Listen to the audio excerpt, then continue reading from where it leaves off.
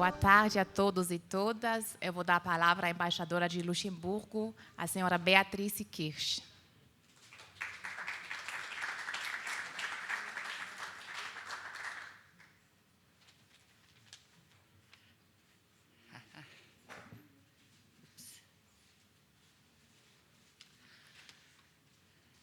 Excelências, colegas, prezados membros da comunidade diplomática e da sociedade civil, senhoras e senhores, amigas e amigos. É uma honra recebê-los hoje para o terceiro evento da Consciência Negra da Embaixada de Luxemburgo em Brasília. À primeira vista, parece que Luxemburgo e o Brasil, dois países de tamanho e história que não poderiam ser mais diferentes, não têm muito em comum em termos de relações raciais. Porém, sabemos que a história é feita de muitas histórias e vozes que nem sempre recebem o merecido crédito. Hoje, o Luxemburgo conta mais de 108 nacionalidades, entre elas muitas pessoas negras e afrodescendentes. Elas são vozes ativas, criativas e críticas da sociedade luxemburguesa. Uma delas é a Janine Grisius, que apresentamos hoje no filme. Também algumas delas estão representadas no flyer do evento. O racismo, em suas diversas formas, é uma violação dos direitos humanos. É assim que o governo de Luxemburgo o aborda. Hoje queremos celebrar a cultura afrodescendente por suas contribuições na formação da cultura e sociedade do Luxemburgo e do Brasil. Desejo a todos e todas um bom evento. Obrigada.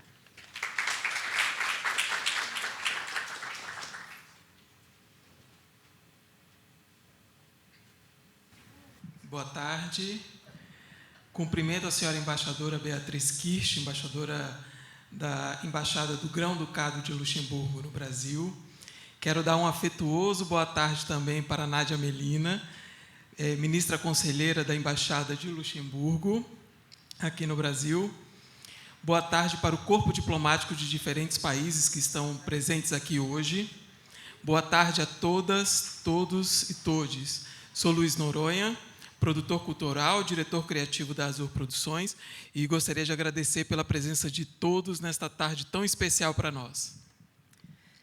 É com enorme alegria que recebemos vocês para a celebração do Dia da Consciência Negra no Brasil, com esta série de encontros chamado Descolonizando o Pensamento. O dia 20 de novembro é a data da morte de Zumbi dos Palmares, que liderou um dos maiores quilombos da época da escravidão no Brasil, localizado entre os estados de Alagoas e Pernambuco.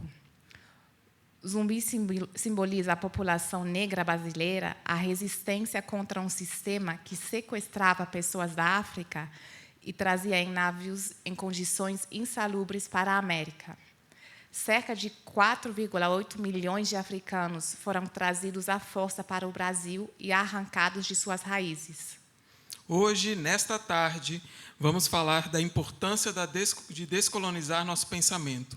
Esse processo busca desafiar, desmantelar e reconstruir as estruturas de poder, ideias, conhecimento historicamente estabelecidos por influências coloniais. Essa releitura de nossa história, de nossas histórias conjuntas, oferece uma maneira de entender melhor como o colonialismo moldou nosso mundo e nossa compreensão dele. Também nos mostra que Europa e América Latina, Luxemburgo e Brasil foram historicamente constituídos, cada um definindo o outro, que somos mais semelhantes do que poderíamos imaginar. E para dar início à programação dessa tarde tão especial, apresentaremos o filme O Rosto Esquecido, a vida da Janine Grisius entre dois mundos, que abordará a história da escritora luxemburguesa Janine Grisius. Através do destino de Janine, vemos que o colonialismo não representa um passado morto. Ele continua a nos assombrar, coletiva e individualmente. Infelizmente, Janine não pode estar conosco hoje, mas ela manda um abraço de Genebra, onde ela mora com sua família. Boa sessão.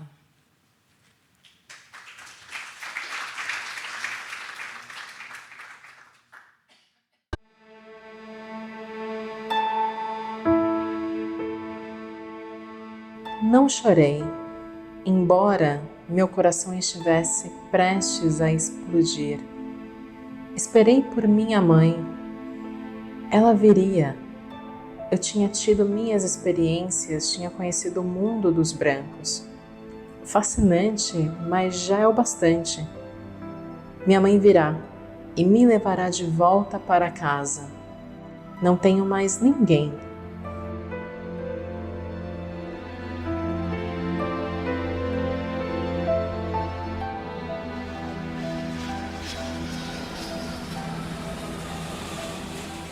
Então o avião decolou, as lágrimas, eu as enxuguei rapidamente. Eu estava sozinha e não queria ser consolada por um estranho. Fechei os olhos e vi o rosto de minha mãe, como sempre o observei. Ela morde o lábio pensativamente e as calvinhas se formam em sua bochecha. Ela é tão bonita. Mordo meu lábio para ficar mais perto dela. Zaina se foi. Helene se foi. Minha avó se foi. Todas elas se foram. Eu havia perdido tudo, inclusive minha crença infantil de que minha mãe poderia me salvar de qualquer coisa ruim. Zaina não veio, o impossível havia acontecido. De agora em diante, tudo era possível. Tudo.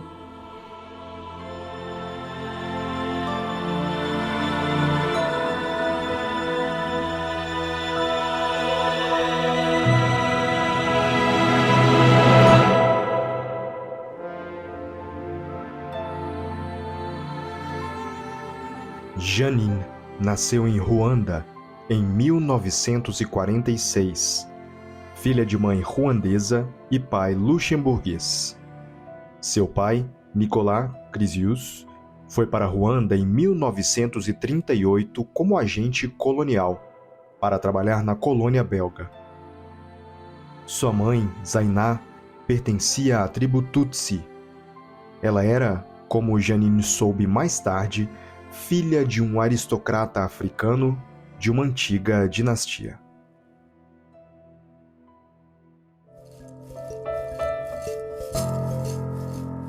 Der winzischen europäische Staat Lützeburg huet kein Kolonien. Mit Lützeburger können an denen von ihrer belschen Nopre mat schaffen. Wie de Charles Lörs 1905 vu Lützeburg an de Kongo geht, kritten direkt eng Platz bei der Compagnie du Lomami.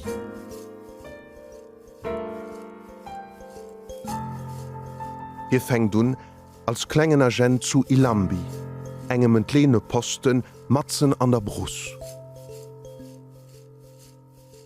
Compagnie du Lomami pflanzt Teilführen an einem Gummibeem un.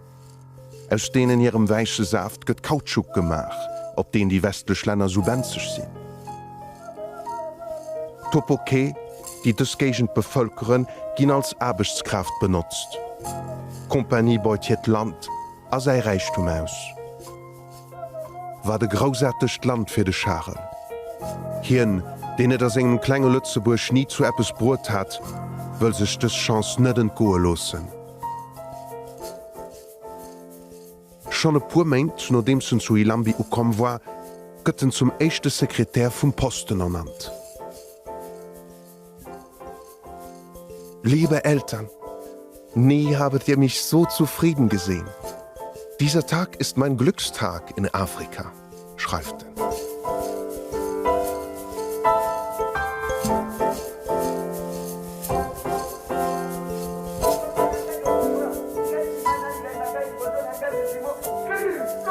Faktorerien von der Kompanie laufen op Heichtouren. Die indigene Arbeitskraft gëtt oft erzwungen, wie de Charles a senge Brewer a mat senge Fotoen erklärt. Dies sind Neger im Walde bei Ilambi. Sie sind im Begriff, im Kautschuk zu arbeiten. Die links stehen, das sind Eingeborene. Die anderen, das sind Kapita oder Vorarbeiter. Diese haben stets Gewehre mit Kartuschen. 23. Juli 1905. Die Arbeiter im großen Dorf Yokasanga sind faul und bringen kein Kautschuk mehr. Der Kapitän der Soldaten von der Gesellschaft wird mit 150 Mann dorthin gehen. Dann werden einige erschossen und die anderen haben dann Furcht und arbeiten.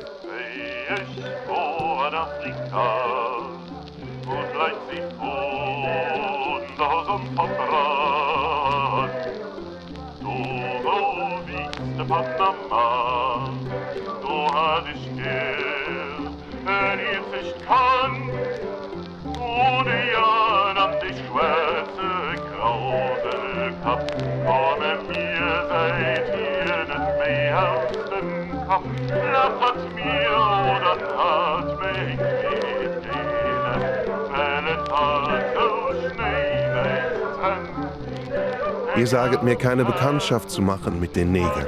Ich bitte euch, glaubet, es ist absolut nicht gefährlich mit ihnen. Es sind große Kinder.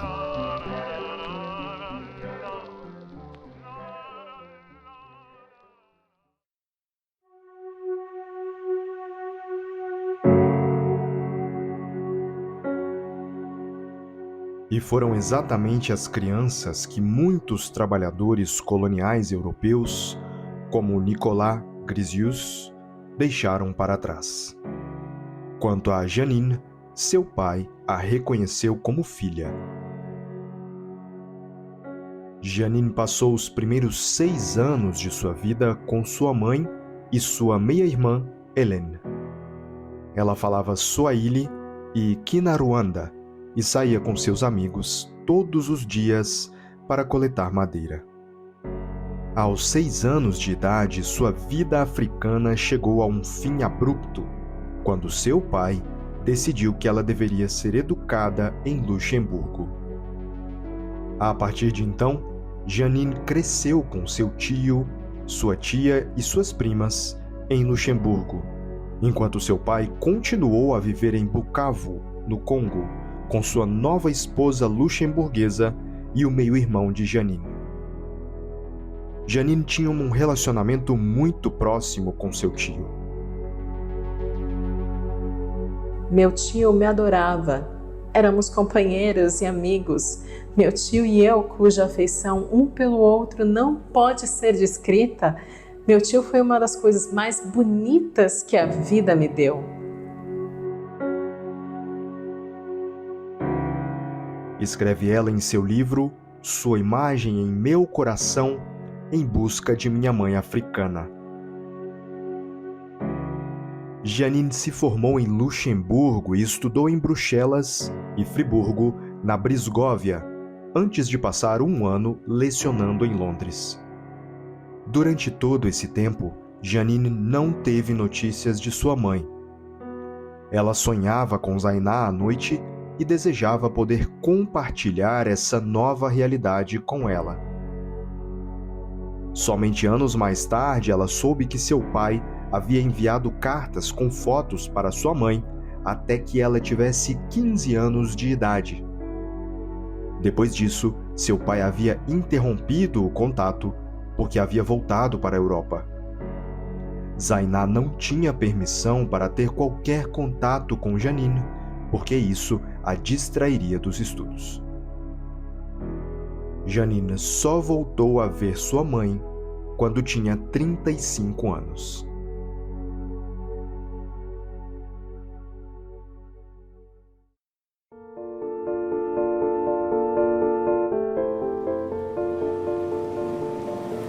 O destino de Janine não foi um caso isolado. Na década de 1950, havia cerca de 1 de filhos e filhas de homens luxemburgueses e mulheres congolesas e ruandesas vivendo em Luxemburgo. Se os pais reconheciam as crianças, elas estavam sujeitas à lei de Luxemburgo. Então, eles tinham a nacionalidade do pai, o que lhes dava acesso às escolas de Luxemburgo. Um dos primeiros luxemburgueses negros foi Jacques Lair. Ele era filho de um agente colonial de Luxemburgo, Charles Lair, e de uma mulher congolesa. Em 1912, aos 2 anos de idade, o pai de Jacques o levou para Luxemburgo. Jacques cresceu em Luxemburgo com seus avós e sua tia. Em 1947, Jacques tornou-se o primeiro secretário do Conselho de Administração da Ferrovia de Luxemburgo e foi tesoureiro da Associação Nacional da Confederação Internacional de Sindicatos Livres. Ele também foi membro do Conselho Municipal de Luxemburgo e candidato às eleições nacionais de 1968, mas faleceu pouco antes das eleições, em decorrência de diabetes.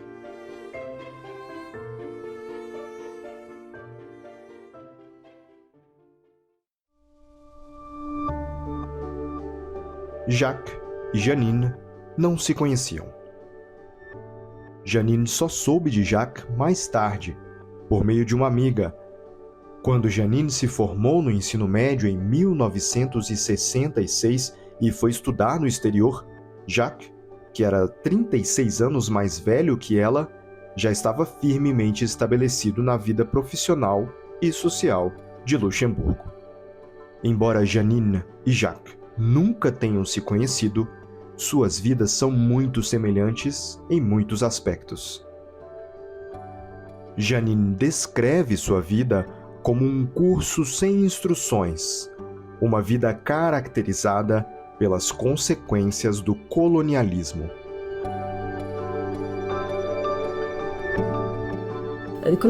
Kolonialismus ist etwas, für mich noch immer persönlich etwas schrecklich Schmerzhaftes, weil es mich so tief betrifft auch.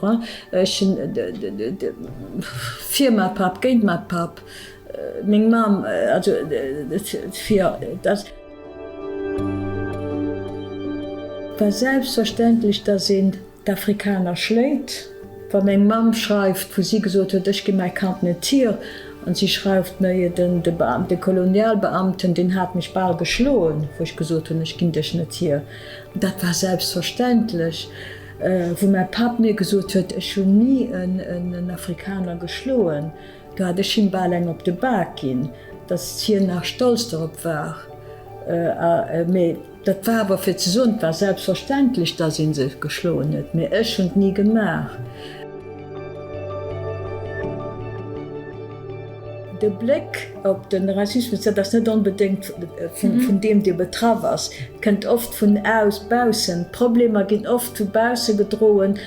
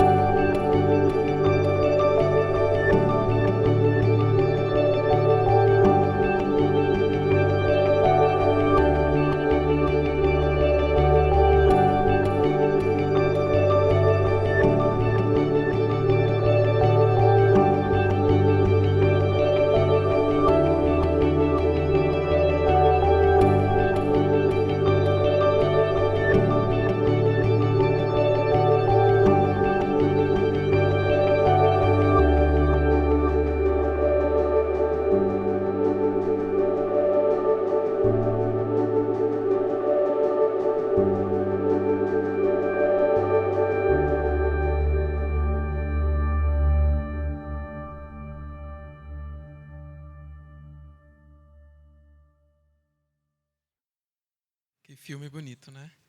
E para dar continuidade aqui a essa tarde assim de debates, seguimos com a palestra Desconstruindo o Racismo através da Arte, Desafios e perspectivas para uma sociedade mais inclusiva. Convidamos ao palco o artista daqui do Distrito Federal, Josafá Neves.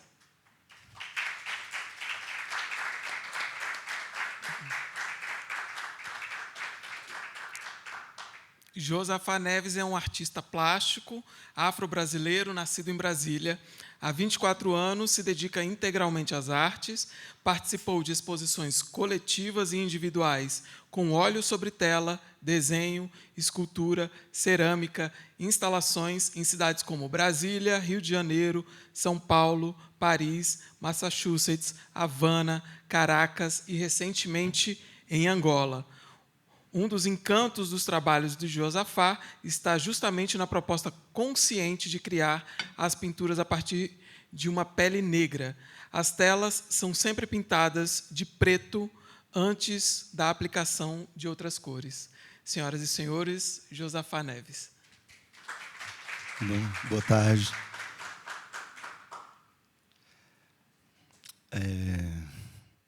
Então, sou um artista plástico.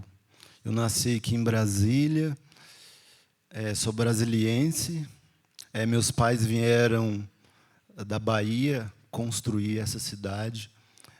Meus pais baianos, minha mãe baiana, costureira, o meu pai é motorista.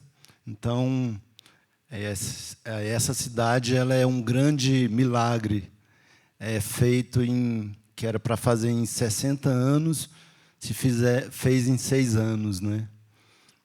Que é a nossa capital.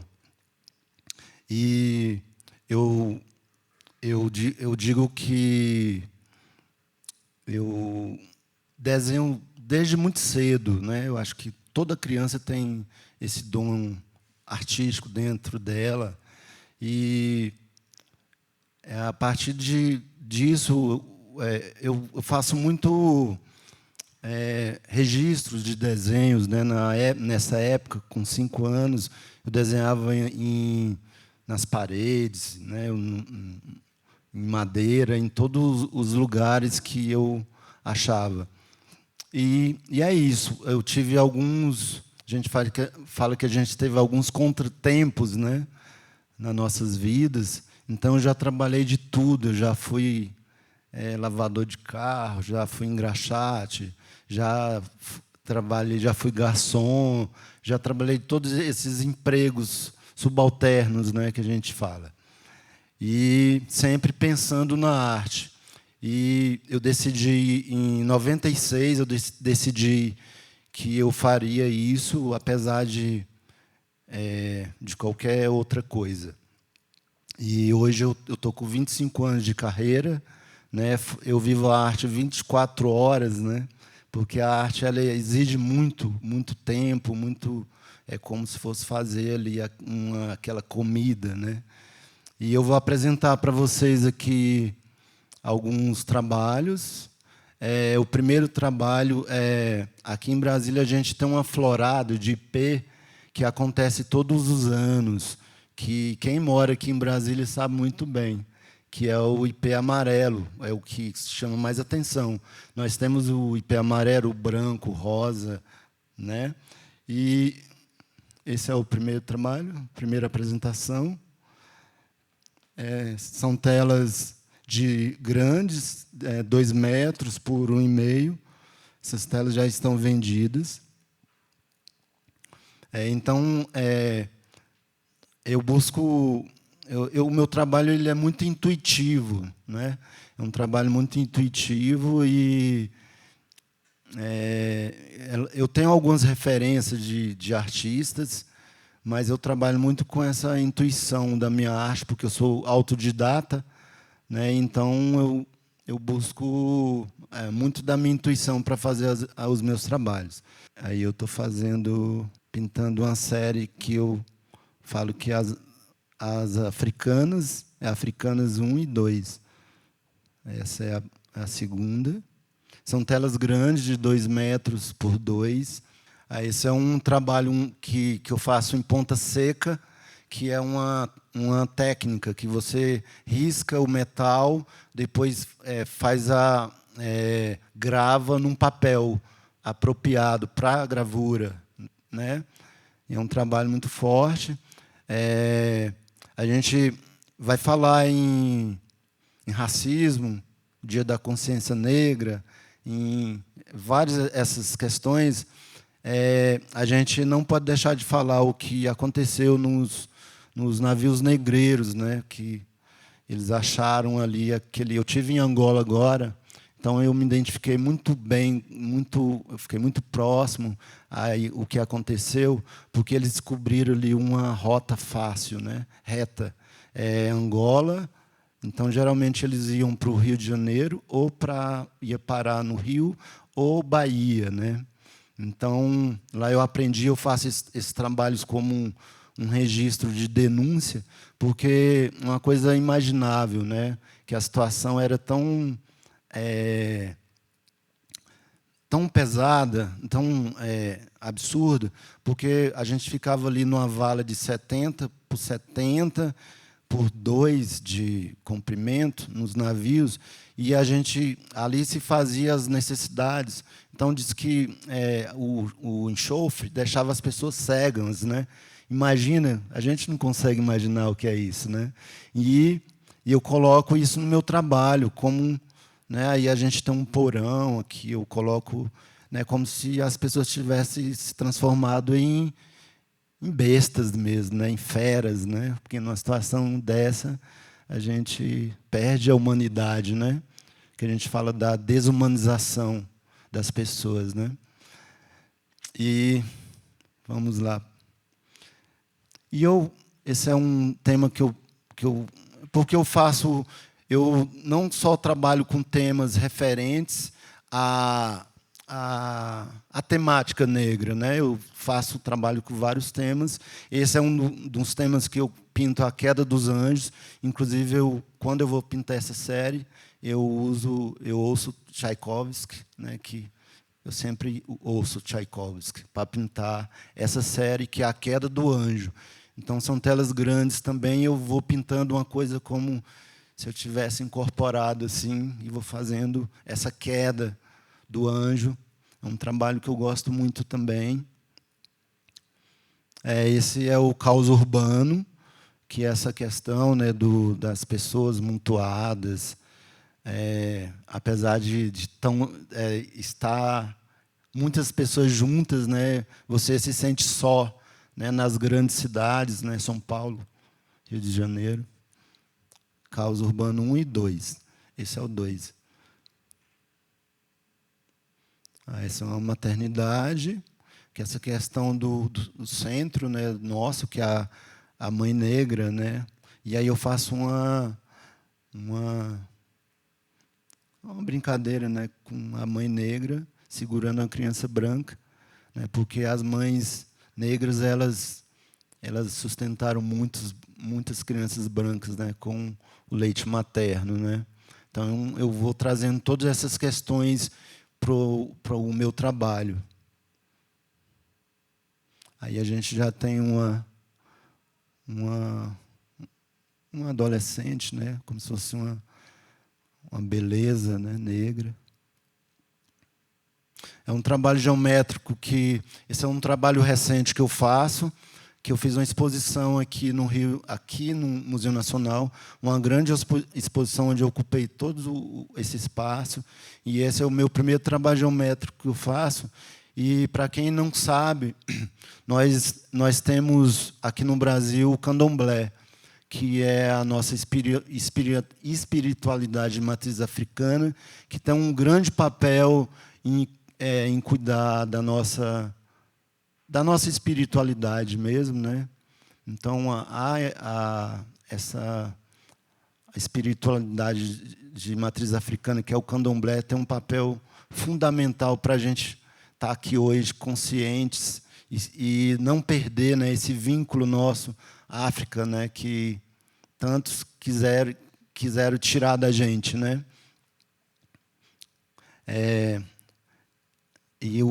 Esse é um outro trabalho, já um figurativo, é Manjá, que a Manjá ela cuida da nossa cabeça, né? Que é o nosso ori, que é uma dos orixás muito importante no candomblé.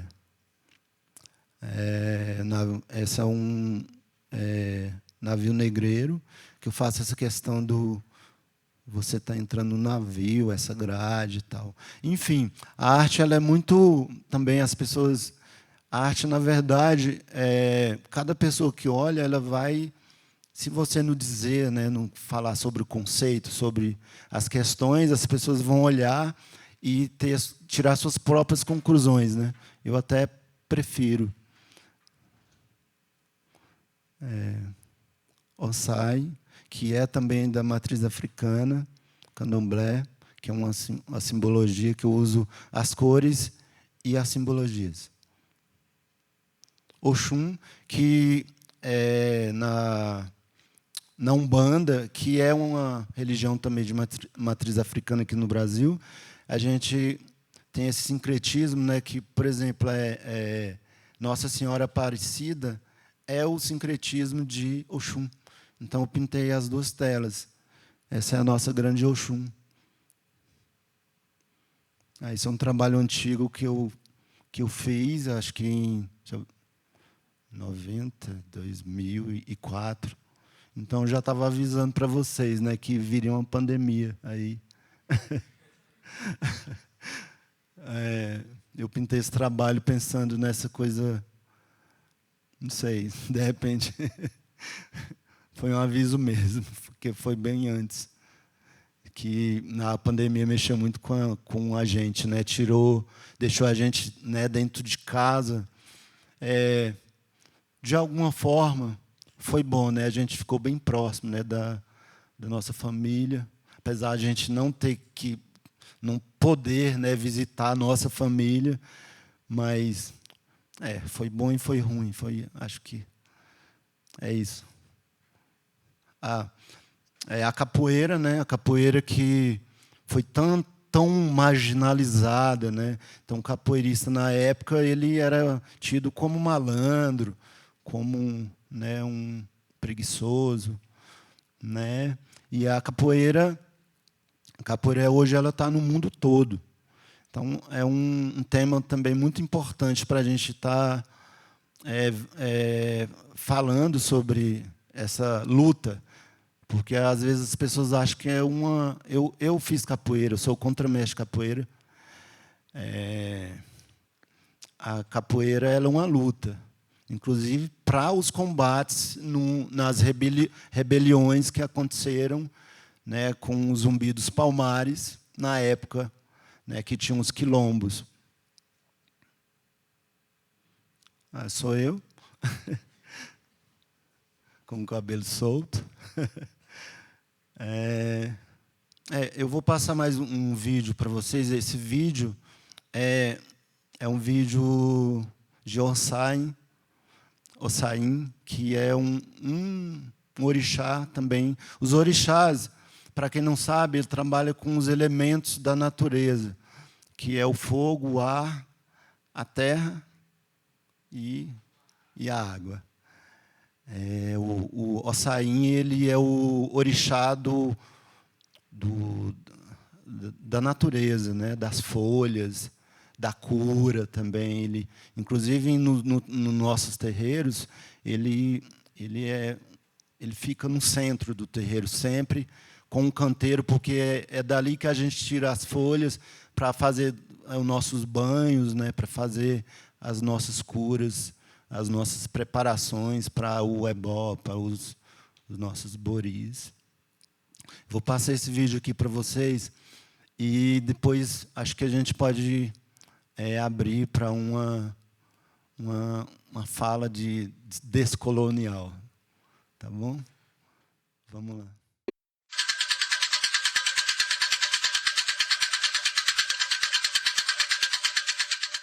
E farabalé coxuma o farabalé é coxuma cum olori ewe farabalé é coxuma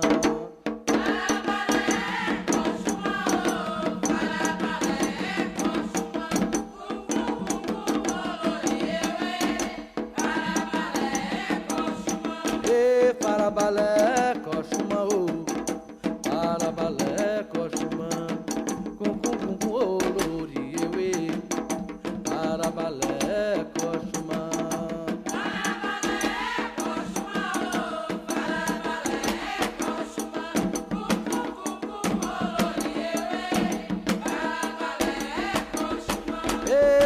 Farabalé, coxuma, ô. Farabalé, coxuma. Com, olori, ewe. Farabalé, coxuma. Farabalé, coxuma, ô. Farabalé, coxuma. Com, olori, ewe. Farabalé, coxuma. E mojão epe moçaraú, mojão epe moçoró, epe ló pe mim, epe ló yami, mojão epe moçoró.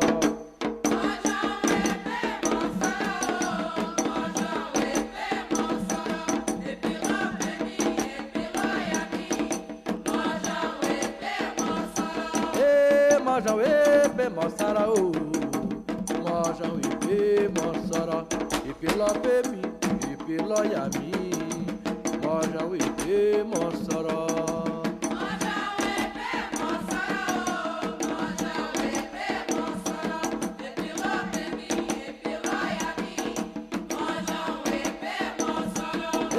Mojão epe moçaraú, mojão epe moçoró, epe ló pe mim, epe ló yami, mojão epe moçoró.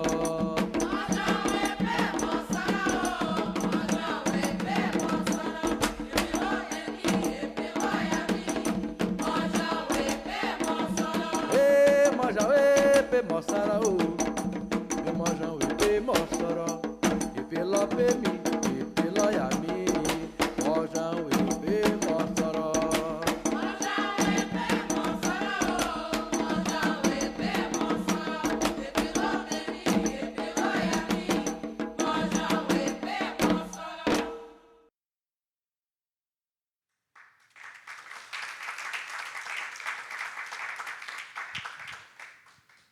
Obrigado. Esse é o meu antigo ateliê. Não estou mais nesse ateliê. Inclusive, eu cheguei ontem de São Paulo. Estou com um novo ateliê em São Paulo, um ateliê grande. Então, eu estou com o ateliê São Paulo, Brasília. Então, eu fico 20 dias em Brasília e 10 dias em São Paulo, por enquanto. E quando eu queria falar um pouquinho sobre a descolonização, no caso da arte. Como eu disse, desde o início da minha carreira, eu não tinha muito acesso, acho que na minha época, 94, estava começando a chegar a internet ainda, então a gente tinha que fazer muita pesquisa ainda em bibliotecas, eu não tinha muito acesso às bibliotecas, nem muito acesso em exposições. E aí eu comecei a minha carreira. E eu percebi que, com um passado tempo, o mundo da arte é muito etilizado, né? Então, o plano do racismo estrutural ele vem de muito antes, né? Ele vem de muito antes. Então, você tem toda essa questão da cor da pele, né? Enraigada nas pessoas. E até eles fazem isso até com o nosso próprio povo mesmo, né? Porque quando uma criança negra, no caso, os meus 4 filhos são negros, né? Ela vai assistir na televisão, ela não tem uma representação, né, de uma criança, né? Ela não vê uma representação de uma mulher ou de uma criança, né, nos nossos meios de comunicação. Quando vê, a mãe, né, de empregada, né, servindo as outras pessoas. Então, é uma coisa muito cruel que eles fizeram e fazem até hoje. Então, isso não é diferente no mercado da arte. Então, eu tive muita dificuldade em adentrar no mercado da arte, porque quando você pega a história da arte, mesmo as pessoas que têm formação acadêmicas aqui, elas nunca viram a história. Eles viram a história grega, de Zeus, né? Mas ninguém estudou a história do candomblé ou a história do índio. Então, o nosso próprio povo não tem uma formação sobre essa questão do negro. E é uma dívida que o Brasil tem com o povo negro há mais de 500 anos, não sei, até hoje, porque a gente, né, quando a gente vai falar de cotas, por exemplo, né, a gente tem muitas pessoas que questionam, que, né, falam sobre a oportunidade, que, na verdade, a oportunidade são para poucos, né? Porque o meu pai não teve oportunidade, minha mãe não teve, eu também não tive. Eu sou num candomblé, eu sou Exu, né? Então eu sou um guerreiro muito forte. Então eu desbravei tudo e estou onde eu estou hoje pela minha audácia mesmo, não é pela oportunidade. Então, se a gente for analisar, o mercado de arte também é muito colonial, né? Muito. Então, quando a gente vai falar a gente pegar as histórias dos pintores, a gente vai pegar os gênios da pintura. Quem que você vai ver lá? Renoir, Rembrandt, os gênios da pintura. E quando a gente vai falar do arte africana, a gente fala que é a arte primitiva. É dessa forma que a gente aprende. Então, o racismo ele é muito cruel, né? E a gente sofre isso até hoje, a gente precisa falar sobre isso. Eu estava falando com a minha amiga, que eu conheci, ela vai ser a próxima palestrante. Ela faz um trabalho lindo, né, sobre a descolonização nas escolas, que eu acho que a solução para as próximas gerações. Porque, para a gente mudar uma geração, a gente precisa, parece, de 7 gerações para mudar. Então, se a gente não consegue mudar nenhuma, né, que ela está fazendo um trabalho falando sobre a história do negro, né, e ela fala que quando ela leva as literaturas, que são poucas conhecidas, né, porque a gente não tem acesso também, e não são inseridas na sala de aula, os alunos ficam emocionados, né? Eu acho que a base é essa, é a escola. E é isso. A gente pode falar sobre, se alguém tiver alguma pergunta, estou aberto para as perguntas. Pronto, aqui tem uma pergunta. Boa tarde. Eu sou Vinda Daniel, sou angolano, residente aqui em Brasília. E a minha pergunta seria o seguinte, né? Como você mesmo disse, é bem comum a gente, principalmente o negro na diáspora, né, crescer num meio social, digamos assim, meio que ocidentalizado. E eu queria saber de você, como artista, se foi exatamente com quantos anos e o que te fez descobrir, né, essa parte da arte africana, porque com certeza as suas referências foram exatamente os grandes artistas europeus. Então, eu queria saber com quantos anos você teve esse despertar, ou se já teve desde a sua infância, e se hoje ela é uma das suas principais, né, referências. E como é que está sendo a sua experiência em Angola, até porque eu também sou angolano. Quando eu comecei a fazer meu trabalho, eu conheci um amigo, Sérgio Blake, eu morava em Goiânia na época, e o Sérgio Blake ele meio que me orientou, então não tinha muito acesso a informações de arte negra, por exemplo, não tinha referência. E, intuitivamente, eu descobri uma técnica de pintura. Então, que prevalece até hoje. Eu sempre pinto o meu fundo sempre é pintado negro antes de fazer a minha pintura, ou fazer qualquer outra coisa, cerâmica. Então, eu tenho essa base. Eu comecei com isso, né? Acho que intuitivamente mesmo. E, com o passar do tempo, eu fui tendo acesso a conhecer os artistas brasileiros, Portinari, Rebolo, Djanira, Heitor dos Prazeres. Aí eu conheci Rubem Valentim, que inclusive, né, eu tenho uma grande influência de Rubem Valentim no meu trabalho. E aí eu comecei a conhecer os artistas de fora, africano mesmo, que a gente tem pouco acesso, viu? E essa minha ida para a África, eu tive agora em Angola, eu fiquei um mês e meio em Angola, em Luanda. Fiz um trabalho lá com os mestres de escultura e pintura, e ali eu até brincava com um amigo meu, né? Eu falei, imagine se todo mundo fosse negro, tal, não sei o quê. E aí eu vi isso em Angola, porque o primeiro impacto que eu tive em Angola foi isso, né? Você chega, são todos negros, todos negros, né? Então poucos brancos, né?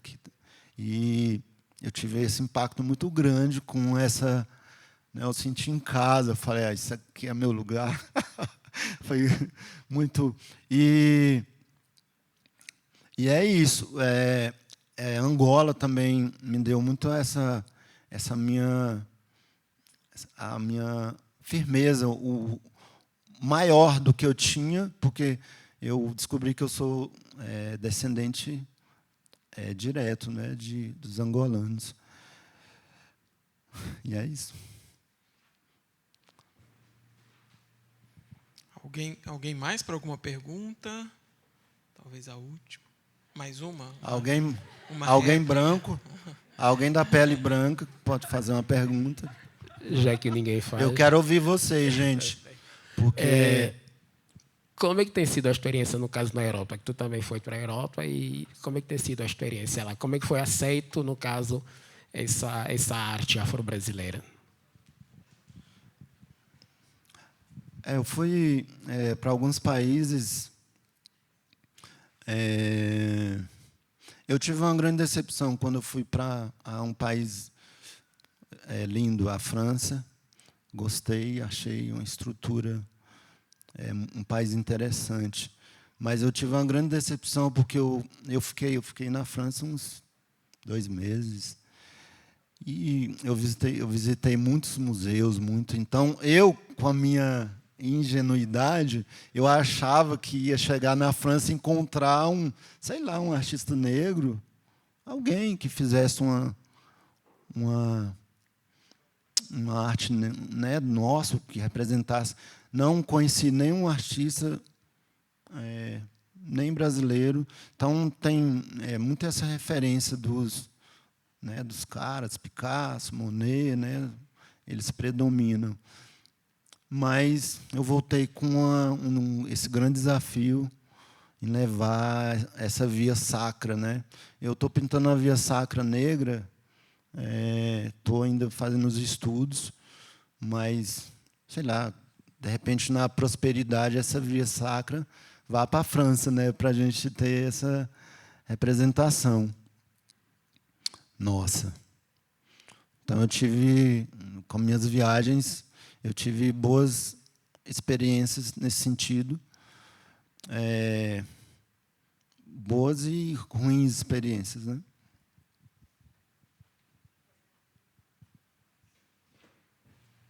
Vai ser a última pergunta aqui para a gente dar continuidade. Pronto.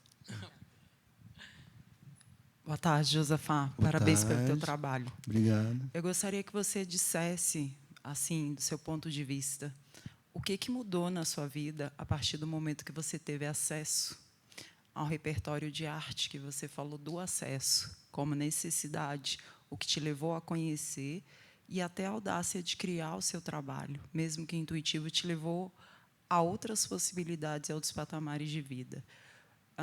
O que você pode dizer hoje, no mundo, né, em que nós temos que provar como pessoas negras, em qualquer, né, ponto, que nós temos que provar 2 vezes o nosso talento, a nossa capacidade, e o que você diria, qual a importância do acesso para um repertório cultural, para a visibilidade, né, e para mostrar o que você veio trazer para o mundo? Com a oportunidade que eu criei, lógico, eu tenho vários parceiros muitas pessoas que me ajudaram. Mas o acesso, quando a gente fala em acesso, a gente fala em grana, em dinheiro. Então, para a gente ter acesso a um hotel 5 estrelas, a gente tem que ter dinheiro. Então, assim, quando você tem acesso a bons restaurantes, né, a coisas que o negro nunca vai, nunca foi, nunca teve, isso aí muda com relação à questão a gente querer o melhor para a gente também, né? Eu até digo que o ser humano não precisa de muita coisa, né? A gente precisa de uma vida digna, né? Eu acho que a gente precisa de uma boa educação, né? A gente precisa viajar, a gente precisa comer bem, né? Eu acho que isso é o básico, né? Porque na verdade a gente tem as concentrações de rendas, infelizmente, mas a arte ela mudou, né? A minha vida, os acessos, né? Eu já viajei, sei lá, 16 países, né? Eu até agora em São Paulo eu fui para um restaurante italiano, né? É engraçado porque restaurante italiano não tem negro, inclusive era só a gente mesmo. E eu convidei o amigo, né, meu que foi, na verdade, é o Nelson Inocêncio. E a gente foi almoçar nesse restaurante, que é um restaurante caro também, né? Então, se você tem acesso, acho que você tem que ter acesso mesmo a essas coisas, as coisas, né, boas. E isso mudou muito a minha vida, porque o que eu digo, para você mudar uma geração, né, demora, né, muito, você tem que mudar, são 7 gerações, então a minha geração, o que o meu pai não teve, hoje eu tenho, né, com a minha arte, né? Então, os meus filhos, o que eu passo para os meus filhos hoje, é essa visão da educação, e lógico que eles vão herdar o que eu não herdei do meu pai, né? Porque hoje eu tenho casa, eu tenho carro, eu tenho, né, eu tenho uma situação financeira resolvida, né, com o meu trabalho, né? Então, esse é o acesso que eu acho que que fez diferença para mim nessa mudança que eu vejo muito próspera, né, para os meus filhos, os meus netos, né? Quero agradecer a presença do Josafá, que eu acho que ele ilustra, eu acho que ele traz uma simbologia tão grande para a gente. Ele tem um trabalho bonito junto às escolas, as últimas exposições dele. Ele convidou alunos da rede pública de ensino aqui do Distrito Federal, onde ele pôde mostrar não só o trabalho dele, mas toda essa pesquisa que ele vem ao longo dos anos desenvolvendo. E eu acho que essa contribuição, Josafá, que você faz, não só hoje, mas lá na base, com as escolas, com a sociedade civil, de uma maneira geral, sim, eu acho que é isso que, passo a passo, vai mudando não só a sociedade do Distrito Federal, de Brasília, mas também como isso irradia para todo o Brasil. Então, quero te agradecer muito por estar aqui com a gente, dividindo esse seu conhecimento e toda a sua criatividade, arte e pesquisa. Obrigado. Eu que agradeço a todos, obrigado.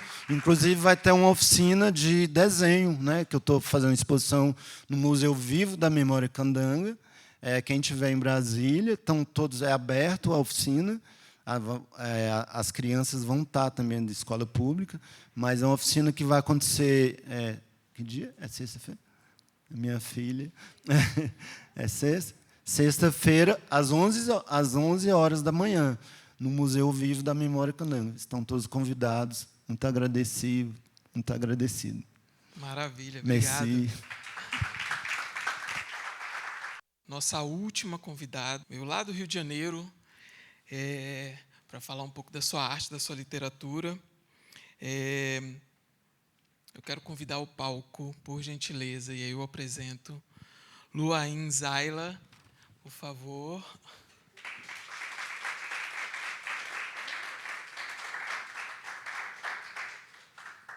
Pronto. Olha, é uma bandeira, um manto afrofuturista? Isso. Ai, que maravilha. Você quer colocar seus livros aqui, ó?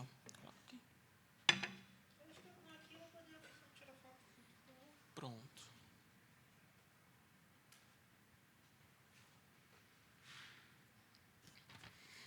Então, vou te apresentando enquanto você vai subindo aqui. Essa palestra de agora, essa nossa última palestra, Afrofuturismo, Reimaginando a Narrativa Negra. Lu, como ela gosta de ser chamada, que é Lu Ain Zaila, é pedagoga formada pela Universidade Estadual do Rio de Janeiro, UERJ, é escritora afrofuturista, tendo publicado a duologia Brasil, 2408, com os livros Verdades e Revolução, de 2016 e 2017, que vocês estão vendo aqui, que ela colocou para a gente. Ela também publicou Sankófia, em 2018, e Izegum, em 2019. Falei certo? Sim. Falei certo? Escreve sobre afrofuturos, mixando ancestralidades, cultura, história negra com a contemporaneidade das existências negras, além de escrever ensaios, artigos, pesquisas, dar oficinas. Meu Deus, você não para, né? Por favor. Lu, aqui vai ser uma coisa assim mais bate-papo, assim, então, por favor, fiquem à vontade de falar, de colocar algum pensamento, alguma coisa que surgir aqui. Lu, primeiro eu quero que você fale sobre esses seus 2 livros. Como que foi fazer, como que faz a pesquisa. A gente se encontrou mais cedo, a gente almoçou, então já adianta aqui que ela é uma pesquisadora voraz sobre história e não só a história negra, mas como outras também, mas aí a gente fala um pouquinho mais para frente. Aí eu quero que você fale um pouquinho dos livros. Olá, gente. É um prazer estar aqui com vocês hoje. O meu nome, Lu Ain Zaila, ele significa Lu Preciosidade Feminina. Foi o nome que eu montei para trabalhar, porque os meus sobrenomes eram Marcelino e Ernesto, e eu não sabia de onde eles tinham saído. E nem a família da minha mãe ou do meu pai. E aí eu resolvi criar esse batismo, né? esse batismo para poder trabalhar com essa experiência do que é a literatura futurista enquanto uma pesquisadora negra. E a minha história com a literatura ela vai começar tarde.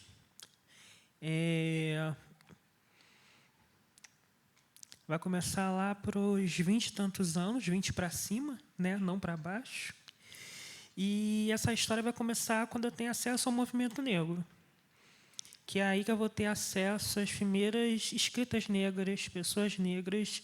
Isso aconteceu principalmente com um pouco tempo, na década de 2000, né? Que aí veio o movimento negro para mim, veio o ERJ e etc. Mas a literatura para mim só começa em 2015, efetivamente, porque até esse momento o que eu gostava de arte, que era escrever algum conto ou desenhar mangá, eu sempre jogava fora porque eu não achava que aquilo que eu ia conseguir fazer algo, né? E aí, em 2015, veio esse lapso muito louco de ir na Bienal do Rio e não encontrar literatura, a literatura que eu buscava, de alguma forma. E aí eu saí de lá com uma ideia de que eu vou fazer, eu vou escrever. E aí eu me dividi entre o trabalho e a escrita, e essas foram as minhas 2 primeiras obras, que é a duologia Brasil 2408, que se passa no Brasil do século 25. Nesse livro aí, eu já avisava o que ia acontecer em Copacabana, né? Só que no meu livro já tem a Defesa Civil mandando todo mundo sair dali, né? Ninguém pode mais morar. E aí eu tenho uma história, eu crio essa história com pessoas negras, protagonismo negros. Elas têm nome, elas têm família, elas têm memória. Eu trago referenciais dos valores civilizatórios africanos. E começo aí a minha história com a literatura, e depois eu vou descobrir que eu me tornei a primeira autora negra na história da literatura nacional a escrever o que o pessoal chama de uma ficção científica ou uma ficção futurista com personagens negros. Então, isso é muito louco, a gente estar nesses primeiros lugares, né? Então, quando eu vou trabalhar com educação, eu geralmente lido com essas histórias de primeiros lugares. É Sônia Guimarães, é Luciana, é Catemari. São tantas pessoas que a gente não ouviu falar e que estão aí também começando esses primeiros lugares, né? Sendo as primeiras gerações a conseguir construir os seus espaços imaginários. E aí eu tive contato com o afuturismo. Essa imagem aí fui eu que produzi. Eu também tenho essa prática de produção, mas eu não fiz curso. Eu trabalhava com gráfica mesmo, né? Trabalhei um pouco com gráfica, então o meu conhecimento disso aí veio do trabalho. Infelizmente, não veio de um curso, né? Dessa experiência de poder ser uma pessoa que tem acesso à arte, etc. Eu não tinha.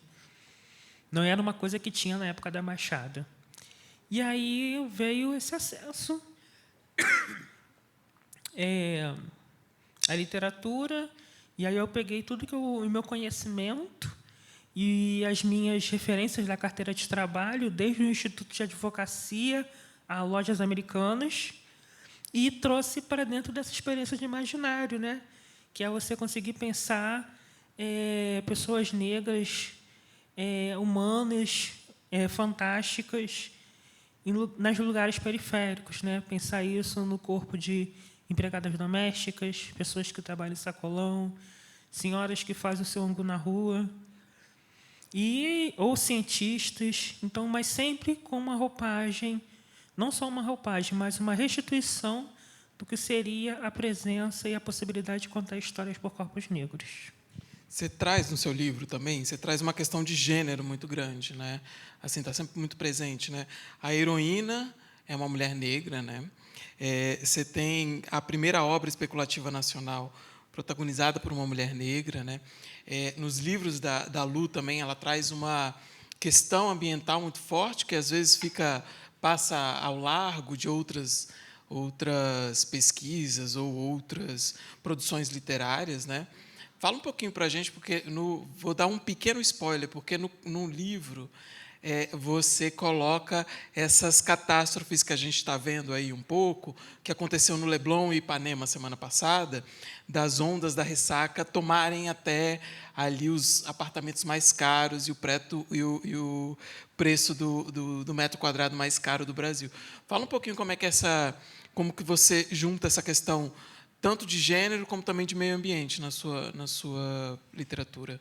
Bem, essas são duas questões importantes para as pessoas. Quando a gente fala em afuturismo e ideias de pessoas negras no futuro, a gente não está pensando num processo de nave espacial ou ficar conversando, batendo papo com inteligência artificial. Ela tomando a sua cerveja imaginária e eu tomando a minha cerveja verdadeira. A nossa lógica de imaginário são pessoas negras conseguindo se imaginar, construindo seus futuros e conseguindo construir futuros que sejam acessíveis a outras pessoas negras. E, no caso do afuturismo, eu tenho muito essa questão do gênero. Eu escrevo histórias com mulheres negras porque é um processo, dentro do Brasil, quando a gente fala em pirâmide racial, de existência, a mulher negra está na base. Então, como a maioria das famílias negras já teve ou tem algum parente que é a mulher negra, empregada doméstica, que foi trabalhar, que não teve a chance de ter oportunidade para poder dar chance para a próxima geração. Então, a geração que eu sou, das outras 6 que a gente conseguiu, das outras 4 anotadas, que é no máximo até a minha bisavó, depois disso não tem mais nada, que só tem o primeiro nome, que nós somos a primeira geração que conseguiu fazer a universidade. E o filho da minha irmã, meu sobrinho, é o primeiro que conseguiu ser criado com livros. Né? É o primeiro. Então, você vê a diferença do processo de acesso.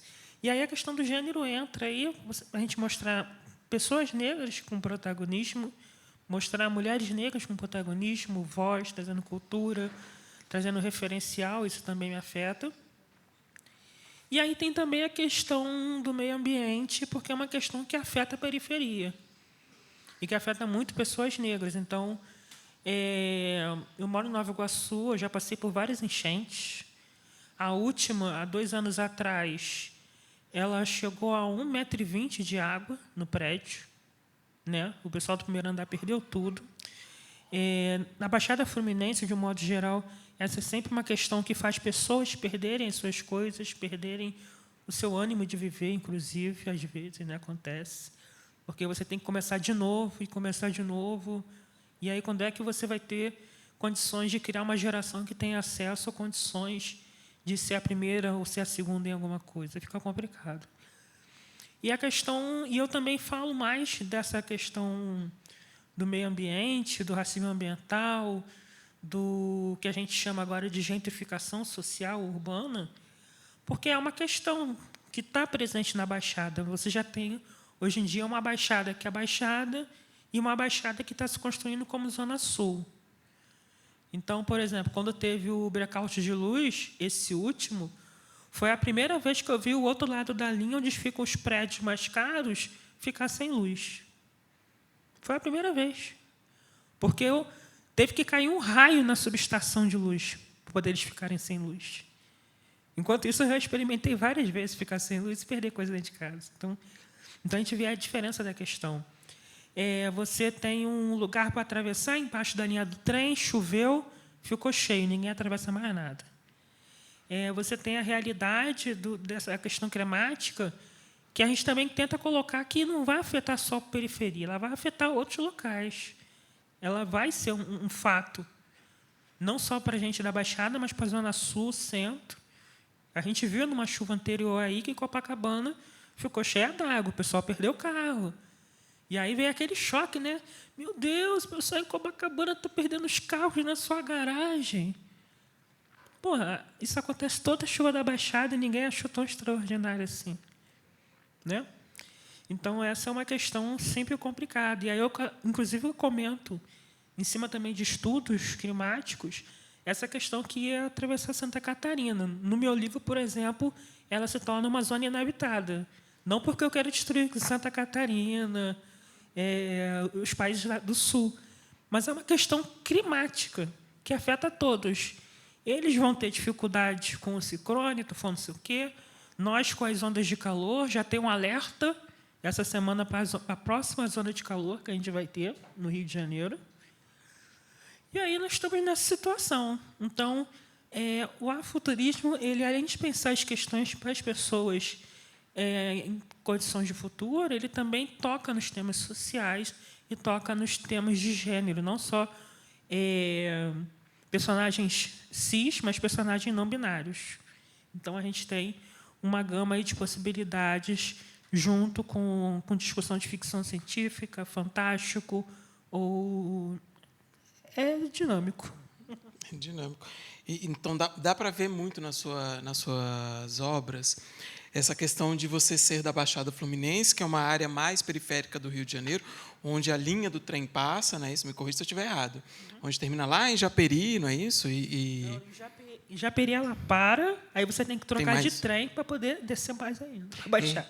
Na Baixada Fluminense. Ainda né? tem mais Baixada. E que tem uma potência cultural gigantesca. Né? Então, Madureira, por exemplo, é onde tem duas grandes escolas de samba. Né? Beija-Flor de Nilópolis também fica ali, né, na região. Também tem lá no final da linha o único campo, coisas que só o Brasil tem, o único campo de golfe, né, que fica ali em Japeri, Paracambi, ali naquela região, né, no fim, na periferia do Rio de Janeiro, fica um campo de golfe público, o único que tem no Brasil, e que uma das atletas que se despontam aí para as Olimpíadas é uma menina do Rio de Janeiro, da periferia do Rio de Janeiro, que mora do lado, que é negra e que nunca teve acesso a esse tipo de esporte, que é um esporte muito elitizado, né? Então dá para ver que não só a sua pesquisa, mas sua obra traz essa sua vivência de Nova Iguaçu que você está trazendo. E, dentro disso, que você traz tão forte, eu queria fazer uma provocação, uma pergunta provocativa. Assim, como que a literatura afrofuturista é antirracista? Bem, a literatura afrofuturista ela faz parte do que a gente chama de movimento afrofuturismo, que é o primeiro movimento de pessoas negras focado em arte global. Então, você tem pessoas negras pensando no afrofuturismo ou versões do afrofuturismo em outros lugares do mundo. Outro dia, eu descobri o pessoal do Caribe fazendo o preto punk, que é a palavra deles para negro, para pessoa negra. E aí, em África, você tem o afrofuturismo, né, que foi começado aí pela Neide Okorafor. Então, a gente está com versões de pensamentos de futuro e de arte. E aí, a literatura afrofuturista, que é a primeira expressão de arte do afrofuturismo, ela vai lidar com a questão antirracista, porque a sua experiência e condição civilizatória é negra. Então, para eu construir uma história, eu tenho que restituir quem eu sou enquanto pessoa, né? Se eu fosse trabalhar simplesmente com o que eu aprendi no cotidiano, eu não sei se eu escrevi uma história efetivamente negra, porque eu não tive acesso. Então, eu vou pesquisar a mitologia negra, eu vou estudar a mitologia afro-brasileira, eu vou estudar a filosofia africana para entender o que são valores civilizatórios. Eu vou entender que a filosofia ela não só fala de consciência, mas ela fala até dos alimentos e das plantas como parte de uma construção de pessoa. Eu vou ler histórias. E aí eu acho muito interessante, assim, um exemplo que eu posso dar é que, há uns 7 anos atrás, 8, eu assisti a Viagem de Chihiro, né? E eu achei super bonitinho. Eu vejo todo mundo, adora aquele desenho, né, desenho japonês, eu fiquei pensando, porque são culturas assim com alguma proximidade, né? São culturas do Oriente. E aí, quando aqueles espíritos eles surgem à noite, né? Eles surgem a partir das 18 horas. E eu fiquei pensando, pessoal, olha aqueles bonequinhos, estão achando tudo bonitinho, um monte de ego. Ai, que vontade de sair dizendo isso para o povo, só para ver a cara deles. E aí você não entende as referências que estão ali, né? O pai e a mãe transformados em porcos porque eles comeram a comida das divindades, né? Porque eles não sabiam que eles não poderiam sequer tocar a comida das divindades. Então, ali eles já desequilibraram o sistema. E aí eu tive depois acesso à história, 6 histórias épicas, tipo epopeia, de um autor nigeriano chamado Amos Tutuola, que ele escreveu lá em 1950. É um personagem dele com a mulher, que aí ele fala mulher porque ele tem a mistura do inglês com as línguas nigerianas, né, que ele vai traduzir um outro tipo de inglês. E aí ele tem essa linguagem muito simples, uma linguagem que lembra as pessoas mais antigas que nós conhecemos, aqui no Brasil também, que é um referencial de conexão linguística, né? Que ele vai falar as coisas de forma bem mais simples, e você fala, que nós foi fazer aqui não sei o quê, não é um erro, é uma diferença linguística de um plural que não existe nas línguas africanas. Mas isso, quem sabe? Então, tudo sempre foi colocado no lugar do erro. E aí o Amos Tutuola tem uma historinha, eu não vou contar todas, não, onde o personagem está atravessando com a mulher uma floresta, e aí eles encontram fantasmas, e esses fantasmas querem se aquecer na fogueira que ele acendeu, e aí ele tenta fugir junto com a mulher, aí depois eles querem ficar acendendo a fogueira de novo, aí não tem fogueira, aí vai e se transforma em fogueira para ver se os caras cansam, mas eles não querem cansar da fogueira, aí a mulher começa a dançar para distrair, e eles não querem que ela pare de dançar, porque eles não veem mais vida, e aí ele tira um objeto da bolsa dele, que é um juju, que é um objeto mágico, eles se transformam, primeiro ele se transforma a mulher em madeira, depois não é suficiente para fugir dos fantasmas, e aí ele se transforma junto com a mulher em pedra, e as 2 pedrinhas vão rolando até o rio, o fim da floresta. E aí eu fiquei pensando, imagine se Amos Tutuola tivesse tido a chance de transformar essa história no anime, como foi o caso da Viagem de Chihiro. Quantos referenciais diferentes pessoas negras poderiam ter tido há 50 anos atrás? Nós não tivemos, e ainda não temos. Então, a literatura futurista é uma experiência catalisadora de restituição da existência de pessoas negras e da sua forma de lidar com o fantástico, com o mito, com a experiência da existência de vida. Então, a literatura futurista ela tem essa experiência para pessoas negras e também traz essa experiência para pessoas não negras, para que elas conheçam e saibam que nós temos uma gama gigante e absolutamente linda de referenciais. Essa era uma das minhas perguntas. O que pessoas não negras, pessoas brancas, enfim, podem encontrar ou aprender com a literatura afrofuturista? Acho que você já falou um pouquinho aí, né, que é esse outro imaginário. Eu acho que a questão do imaginário é importante, mas eu acho que a questão de compreender a presença de pessoas negras, eu acho que na história e um posicionamento antirracista é um posicionamento que sai de cima do muro. É um exemplo do que a gente teve aqui da Janine, quando ela diz que dá vontade de dar um tapa no pai dela. Porque ela esperava que ele, ao invés dele dizer, mas eu nunca fiz, ele deveria dizer, alguém deveria impedir ele de fazer. Era isso que ela queria ouvir do pai dela. E ela não teve a chance de ouvir. Um posicionamento de que aquilo era errado. Mais do que errado, deveria ser impedido.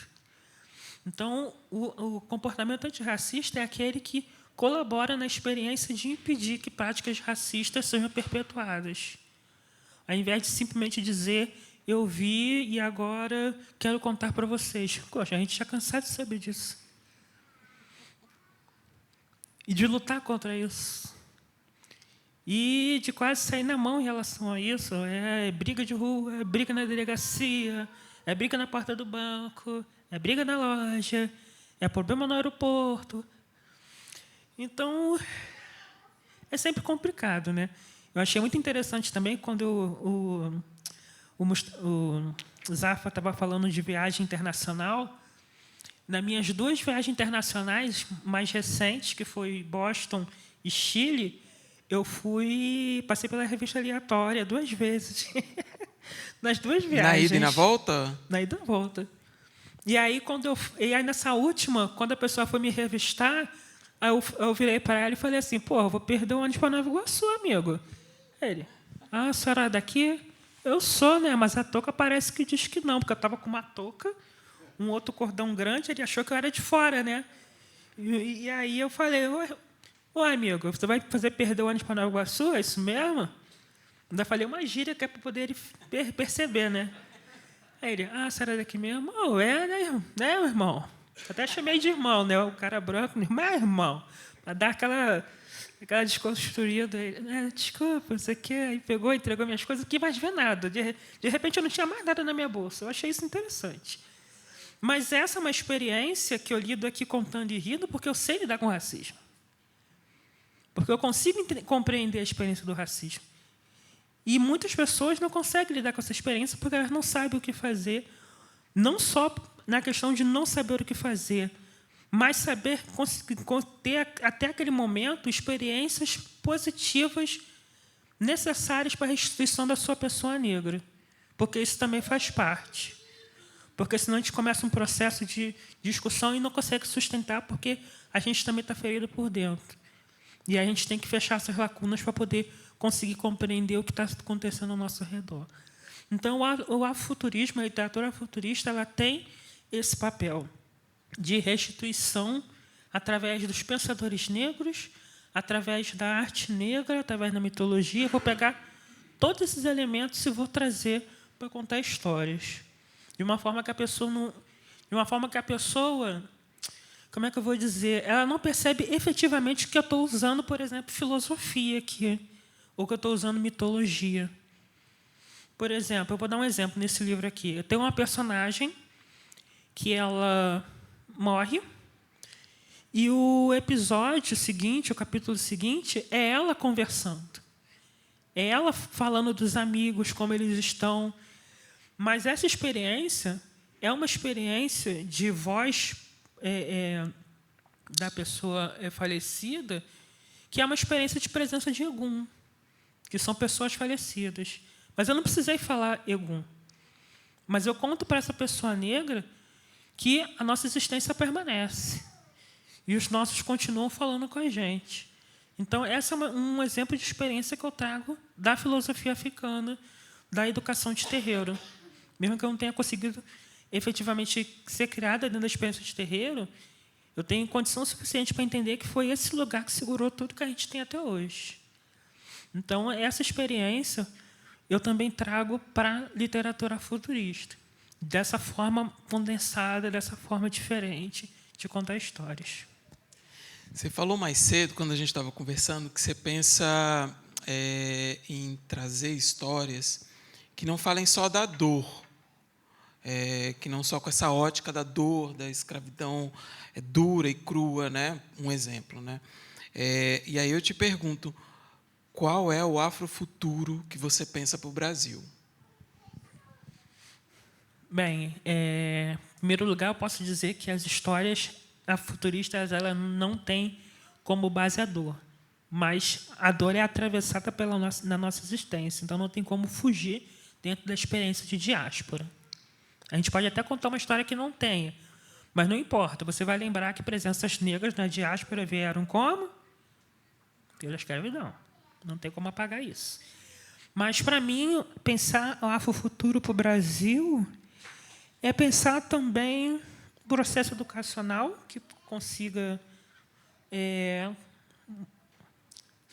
não sei nem se consiga, eu acho que é uma questão de mudança política, né? Porque a última eleição mostrou que metade desse país ainda tem problemas com pessoas negras e que, por algum motivo, ela achou natural ter pessoas de farda que deveriam estar trabalhando para o Estado e para a segurança das pessoas, tentando impedir essas pessoas de votar. Isso é antidemocrático, isso não me inspira futuro do Brasil, só retrocesso. Mas a questão do afrofuturo para o Brasil, eu acho que é pensar, incentivar pessoas negras a construir as suas experiências de vida. Elas conseguirem se ver em imaginários de futuro, a gente conseguir que políticas públicas e conseguir também que pessoas não negras sejam aliadas do processo da luta contra o racismo. E quando a gente fala do racismo, são várias coisas que acontecem em micro e macro tamanhos, né? E, para o Brasil, acho que é um trabalho árduo aí de mudança que vai levar muito tempo, mas se alguém me transformar em ministro da Educação, eu posso dar uma acelerada. A educação. É bom ouvir isso, porque você e Josafá têm um trabalho que pensa na educação como uma educação antirracista, uma educação que talvez o seu sobrinho veja, né, que você falou que tem 6 anos. E aí você trabalha muito também, não só com a publicação dos seus livros de ficção, mas também com pesquisas e artigos, né, onde você, de certa forma, divide com as outras pessoas essas pesquisas que você fez, pesquisas, às vezes, muito, não só em filosofia africana ou filosofia de forma geral, mas também como questões climáticas, da COP e tal. Fala um pouquinho desse movimento aí para a gente. Olha, no afrofuturismo eu falo principalmente do que rodeia a estrutura do afrofuturismo e da literatura afrofuturista. Então, eu passo por esses elementos sociais que são de interesse de pessoas negras, de um modo geral, porque nos afeta efetivamente, por conta dos lugares que nós ocupamos também, geograficamente. Eu falo de pensadores negros, por que eles são importantes? Por que esse livro, por exemplo, a gente poderia falar que tem a fotografia, o conceito de fotografia de Milton Santos? Ou o Segum tem o português de Lélia Gonzalez? Ou o Sankofia, que vai ter um pouco das viagens mais incríveis, inspiradas, de repente, em um pouco dessa viagem do Amos Tutuola ou das histórias de terreiro. Essa questão, para mim, de escrever, ela é importante porque eu tenho a chance de compartilhar com pessoas negras o que elas não conhecem sobre a sua matriz existencial. Que eu gosto de falar, assim, de repente, matriz existencial, porque tem um pouco de... Eu não sei se eu falo matriz ou se eu falo fractal existencial, porque a gente tem tantas possibilidades ali, né? Vira para a direita, vira para a esquerda, e está tudo em algum lugar. E aí eu quero contar para as pessoas, né, um pouco do que a gente tem, do que a gente pode trabalhar. Tem um trabalho também da professora Helena Rocha, no IFPA, que ela fez 2 livros para serem trabalhados na sala de aula. é o primeiro material que a gente tem de educação afrofuturista na escola, e não depende de computador, é só do que o professor já tem na escola. O que vai ser a tecnologia é construir imaginários. É a gente reaprender a construir imaginários. Porque imaginários não é uma coisa que nasce com a gente. É uma coisa que a gente até discute também dentro da literatura e da questão social, que às vezes a gente acha também que o instinto de sobrevivência nasce com a gente. Ele não nasce com a gente. A gente aprende a se defender quando a gente sabe o que significa isso. Porque dentro de uma experiência de agressão, você não aprende a se defender. Inclusive, tem um conto da Niledi Okorafor, que é uma autora americana-nigeriana, onde ela fala, por exemplo, da questão da mulher agredida. E aí ela mistura com uma aranha que toma conta de petroleiros. E aí uma dessas aranhas é diferente porque ela gosta de ouvir violão. E essa mulher tocava violão quando estava sozinha. Então, você vê quantos imaginários loucos que a gente pode colocar para discutir várias coisas, mas não só da questão,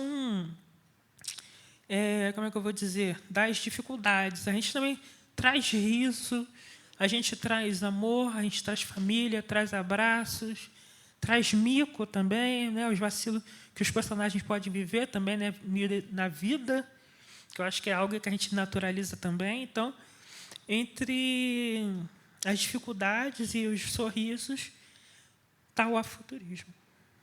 Bonita essa frase. E entre dificuldades e sorrisos, todos os livros estão à venda na editora, não é isso? Isso, na editora Quitembo. No momento, o que eu tenho disponível é a duologia, o Sankofi, eu vou ver se eu consigo reimpressão, e o Isegum, ele praticamente acabou na Monomito, mas é possível acessar pelas minhas redes sociais, Luan Zaila. Fala aí suas redes sociais. Luan Zaila, tudo direto, assim, Luan Zaila. Luan Zaila, pronto. Mas se perguntar para o Google Luan Zaila, ele também te responde. Luan Zaila. Rapidinho, por sinal. Rapidinho. Básica. E só para finalizar, você vai para a Flip depois daqui, não é isso? Então, a gente está tendo um gostinho antecipado da Flip, do que talvez você vai apresentar na Flip? Isso, eu estou na Casa Poéticas Negras, dia 25. Esse ano eu só vou poder ficar um dia na Flip, porque eu estou pensando em outros projetos para 2024. Então, essas coisas, para acontecerem, precisam da pessoa estar sentada na frente do computador, fazendo pesquisa, planilha, né? Porque as coisas custam dinheiro, né? Então, a gente tem que trabalhar com antecedência para o ano que vem virar. A escritora que produz, né? Eu vou abrir, então, para perguntas. A gente tem uns 2 minutinhos aí. Se alguém tiver alguma pergunta, já vi que tem 2 moças aqui que tem pergunta. Quer usar aqui?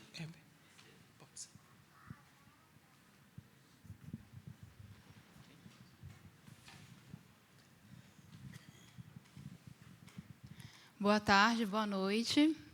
É um imenso prazer te conhecer, porque assim eu sou estudante de mestrado, né, aqui na Universidade de Brasília, me formei por lá também. O meu acesso à literatura negra foi muito tardio, né? A primeira escritora que eu tive acesso assim dentro da academia foi a Carolina Maria de Jesus. E logo em seguida a Conceição vieram outras, né? E aí eu tive a feliz surpresa por meio do Valdo Santos Souza, né?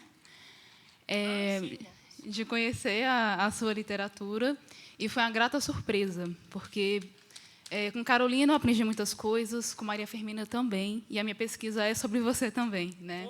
Eu estou pesquisando a Maria Firmina como fundadora, Carolina Maria de Jesus, Conceição Evaristo, e você também, né, como uma grande inspiração. E aí, o que eu gostaria de perguntar... E é um grande prazer, sabe? Você é inspiradora, também sou professora, sempre coloco você nas minhas aulas, porque realmente é uma grande surpresa. E a primeira vez que eu li o Sankofia, os 2 primeiros contos que me chamaram assim, mais atenção, né, foi o Era Afrofuturista, que realmente é incrível você ver um espaço onde o racismo não está superado, mas controlado, que nem você coloca lá, né? E também o Oja Laudelina, porque assim, eu sou filha de empregada doméstica, minha mãe, né, por muito tempo ela está aqui também.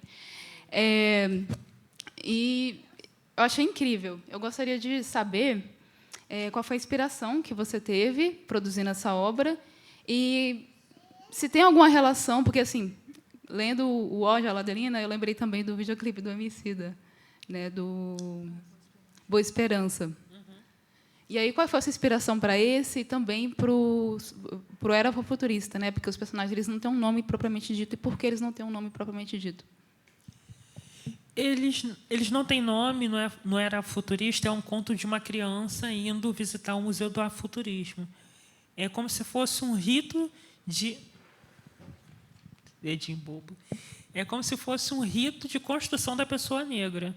Ela conhecendo a própria história, né? E aí eu vou desde a antiguidade até o momento moderno e crio situações ali que são fantásticas.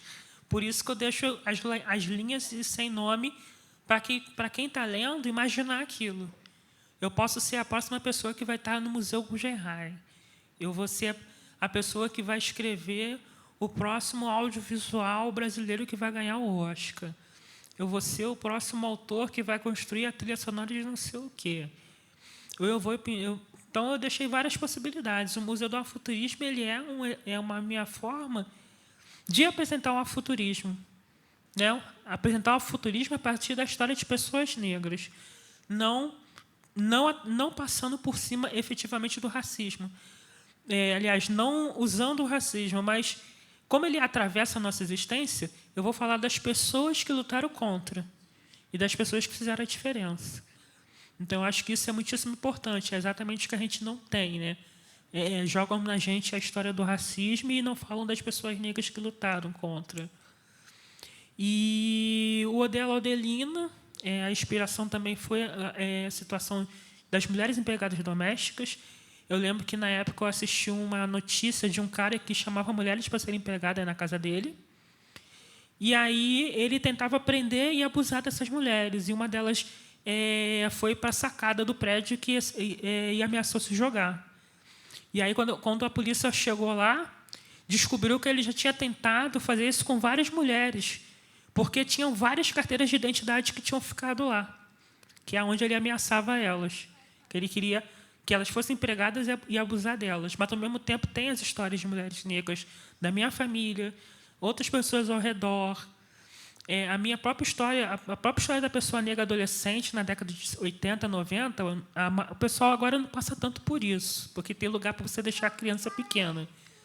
Mas quem cuidava das outras crianças era uma outra criança negra. Então, tipo, desde os 10 anos eu ficava com o filho do vizinho. O filho do vizinho agora está com um filho que teve filho. E eu segurei aquela criança no colo, eu tomei conta dela, assim como alguém tomou conta de mim. Então, de certa forma, eu fui babá naquele processo ali enquanto criança, que não foi brincar, que foi aprender a usar a panela de pressão para poder ajudar a mãe. Então, são coisas que a gente passa. E o Odeia Laudelina é exatamente essa experiência de mostrar mulheres negras em lugares de protagonismo, elas se libertando da experiência do abuso do que é a realidade de mulheres no trabalho doméstico. E aí eu trouxe Laudelina porque a história dela é extraordinária. Porque essa mulher começou um movimento social, sindical, e aí, quando veio a ditadura, a semi-ditadura, na década de 40, ela parou e começou de novo, e parou e começou de novo, e parou e começou de novo.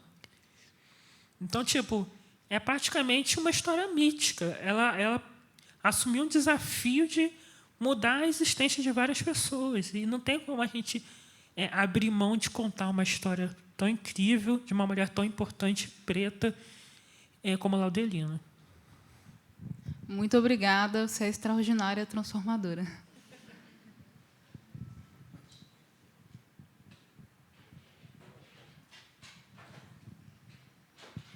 Vou falar bem rápido, porque eu sei do horário. Eu sou Luana Silva, eu trabalho no UNFPA, que é o Fundo de População da ONU. Quero primeiro agradecer à Embaixada de Luxemburgo por esse debate. Eu acho que é incrível, porque a gente consegue conectar histórias. A Janine, ela começa contando que ela viveu uma vida, como viver a vida sem manual, né? Ela foi aprendendo no caminhar. Josafá traz a mesma coisa e você traz quando você fala da sua arte. Então, é incrível ver a conexão e a potência de vozes negras nesse espaço. Eu estou assim, animadíssima. Eu tinha 2 perguntas. A primeira, onde encontrar seus livros, porque eu estou aqui na internet. Eu disse, meu Deus, Senhor, cadê? E a segunda, o que não me causa espanto necessariamente, porque, como a colega falou, você é brilhante, mas é o fato da sua produção, 2016, 2017, 2018, 2019. Você está indo para a Flip agora e já preparando 2024, porque precisa sentar para preparar essa produção. Então, como que de onde você traz essa inspiração?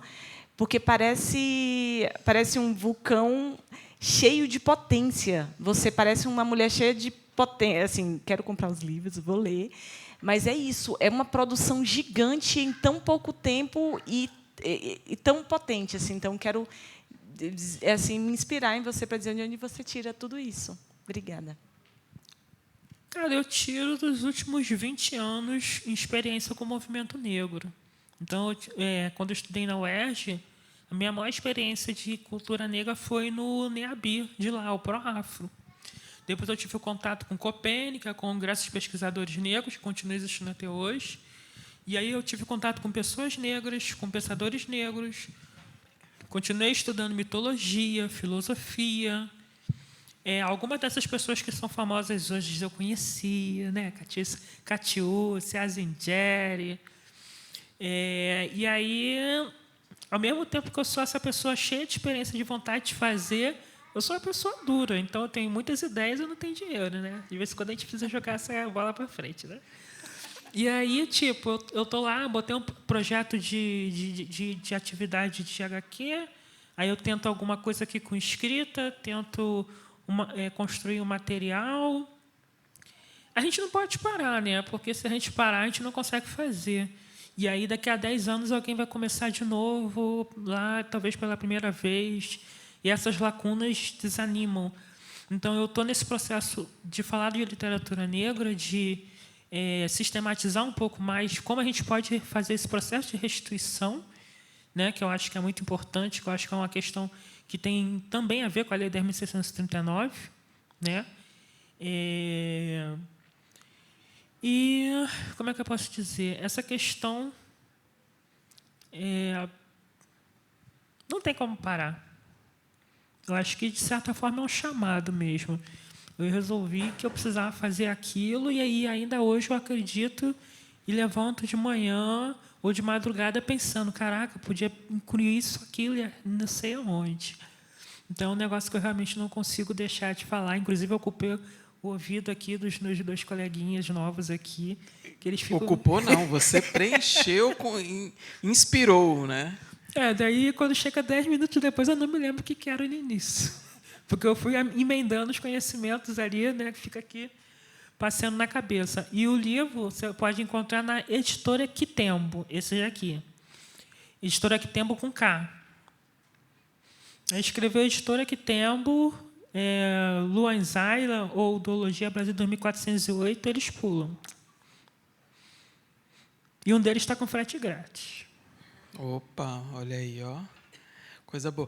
E você falou agora mais cedo, e você tinha falado mais cedo também para a gente, que você tem ideia de rede... Não, não é esse, não. Não, isso é um segredo aqui, um outro projeto dela que ela falou que não é para segredo, que é segredo agora, né? Mas é o Sankofia, não é que você tem vontade? Sankofia eu quero reimprimir, porque ele é um livro de contos afrofuturistas. Eu acho que é um livro que me abriu também muito espaço de conversa, porque como eu consegui trazer ali contos com história, empregada doméstica, museu, maracatu. Você imagina, porque, por exemplo, você transformar o maracatu num universo. E nesse universo tem pessoas fantásticas, onde um contador de história é a pessoa que vai reiniciar um reinado de uma calunga. Então, são coisas que a gente precisa contar a história. Tem história no espaço, tem história com a questão da linguagem. Então, assim, eu tenho um carinho muito grande pelo Sankofia, que eu espero conseguir colocar ele de volta aí no mercado ano que vem. Axé. E eu acho que é isso, não é, Nádia? A gente terminou com chave de ouro, acho que tem olhos ali brilhando. Eu quero agradecer muito, Lu, muito. Que potência que é você, Josafá, todo mundo que esteve aqui. Quero agradecer muito a embaixadora. Quero agradecer muito a Nádia, a embaixadora Beatriz Kish. Muito obrigado, Nádia. Por favor, dê as honras de encerrar aqui, que é isso.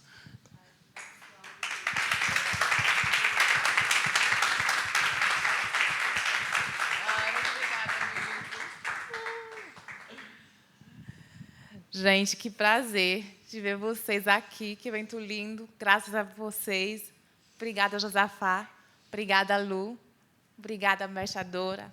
Obrigada, Luiz. Foi maravilhoso, adorei. Ano que vem tem mais, é isso? Tem mais, claro. A 4ª edição.